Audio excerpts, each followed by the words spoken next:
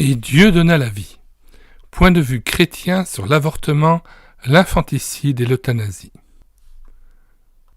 Dr Samuel Salzman, ouvrage de 1981. Lecture de la 4e de couverture. Il est évident que notre civilisation traverse une période critique.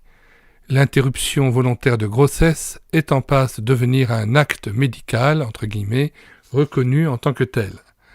Le sang des enfants sacrifiés parce que non désirés coule à flot, et pour beaucoup, qualité de vie, entre guillemets, signifie aussi qualité de mort, entre guillemets, expression dangereusement ambiguë.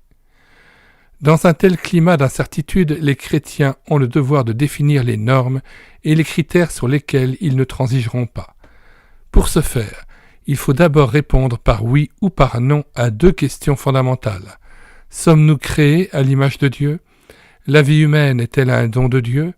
De notre réponse découlera une attitude de respect ou d'irrespect à l'égard de la vie humaine. Présentation maintenant du docteur Samuel Salzman. Avant de s'installer comme généraliste dans le Haut-Rhin, le docteur Samuel Salzman, prix de thèse de la faculté de médecine de Strasbourg, a exercé d'importantes responsabilités dans différents services de gynécologie et obstétrique. Il est donc particulièrement sensibilisé aux problèmes posés par l'avortement et l'infanticide qu'il aborde dans le présent ouvrage. De plus, futur gériatre, il nous invite à une réflexion approfondie sur la question de l'euthanasie médicale en raison du contexte de violence dans lequel il s'insère. Nous mettons, comme à l'ordinaire, dans les commentaires de cette vidéo, le plan, la table des matières de cet ouvrage, ainsi que le lien de téléchargement. Le téléchargement gratuit se fera à partir du site médiathèquechrétienne.fr, site destiné à la numérisation des ouvrages chrétiens épuisés et non réédités. Nous avons numérisé du docteur Samuel Salzman en tout 4 ouvrages.